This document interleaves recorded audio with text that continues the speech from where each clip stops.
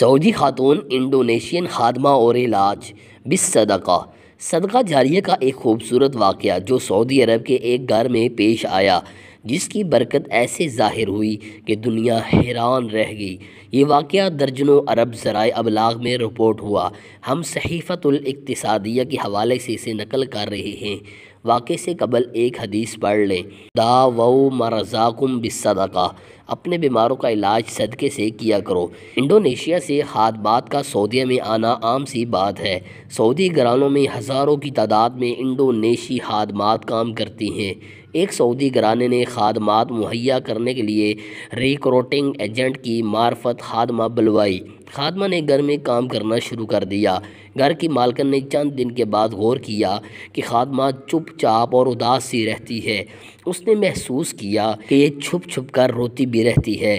سعودی عرب میں ابھی اسے ہفتہ 10 دن ہی گزرے تھے کہ کسی نے اسے کچھ کہا بھی نہیں۔ پھر یہ کیوں روتی ہے؟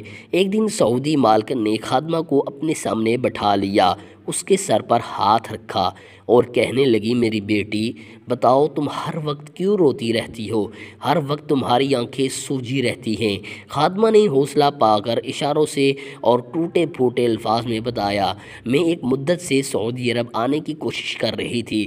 ایجنٹ کو نقد رقم اور پاسپورٹ جمع کرا رکھا تھا۔ اسی دوران میری شادی ہو گئی۔ وقت گزرتا چلا گیا۔ میری سعودی عرب آنے کی خواہش زوروں پر تھی۔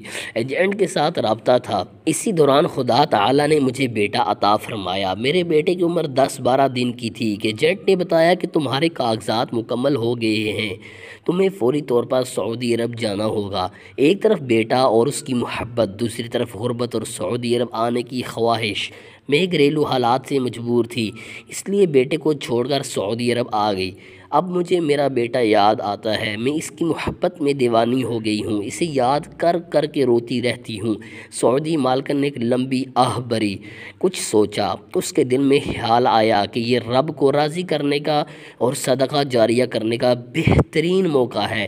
اسلام میں سب سے بہترین کام کسی مسلمان کو خوشی مہیا کرنا ہے۔ اور پھر اس نے ایک عجیب و غریب فیصلہ کیا۔ وہ اندر گئی، پیسوں والی الماری کو کھولا۔ اس کی کتنی تنخواہ ہے؟ اس نے 2 سال کی تنخواہ کا حساب کیا، رقم گنی اور اسے لے کر خادمہ کے پاس آ گئی۔ کہنے لگی، یہ 2 سال کی تنخواہ پیشگی پکڑو، میں ابھی تمہاری سیٹ بک کراتی ہوں، تم فوراً انڈونیشیا روانہ ہو جاؤ۔ 2 سال تک اپنے بیٹے کو دودھ پلاؤ، جب 2 سال کا ہو جائے تو ہمیں فون کر دینا، ہم تمہارے لیے دوبارہ ویزا بھجوا دیں گے اور تم پھر سے سعودی عرب آ جانا۔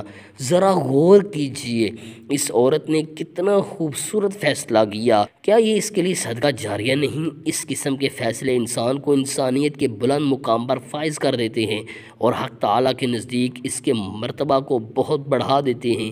پھر دلچسپ بات یہ کہ یہ خادمہ صرف اس خاتون کے لیے بلائی گئی تھی جو خون کے کینسر میں مبتلا تھی، یہ تاکہ اس کی خدمت کر سکے۔ جب خاتون نے اسے واپس بھیجنے کا ارادہ کیا تو بیٹی نے کہا، امی جان آپ بیمار ہیں، آپ کے لیے تو اسے بلایا تھا، آپ اس کو واپس بھیجتی ہیں۔ خاتون نے کہا، میں گزارا کر سکتی ہوں اور پھر اسپتال میں اس کا معائنہ ہوتا رہے گا۔ جب اگلی بار اسپتال گئی، اس کی ٹیسٹ رپورٹ نیگیٹو آئی، اس کی مہلک بیماری کا نام و نشان مٹ چکا تھا۔ ڈاکٹر سارے حیران تھے کہ اس اسٹیج تک پہنچنے کے بعد یہ ٹیسٹ نیگیٹو کیسے آیا۔ احتیاطاً دوبارہ ٹیسٹ کروائے گئے، مگر شافی الامراض رب کی طرف سے شفا نازل ہو چکی تھی۔ سب مبارکباد دینے لگے۔ یہ خاتون صرف اپنے رب کا شکریہ ادا کرتی رہی۔ بے شک صدقہ سے ہر بلا ٹلتی ہے۔ محترم ناظرین، ویڈیو اچھی لگی ہو تو پلیز لائک کیجیے، مزید ایسی ویڈیوز دیکھنے کے لیے ہمارے چینل کو سبسکرائب کیجیے۔ اللہ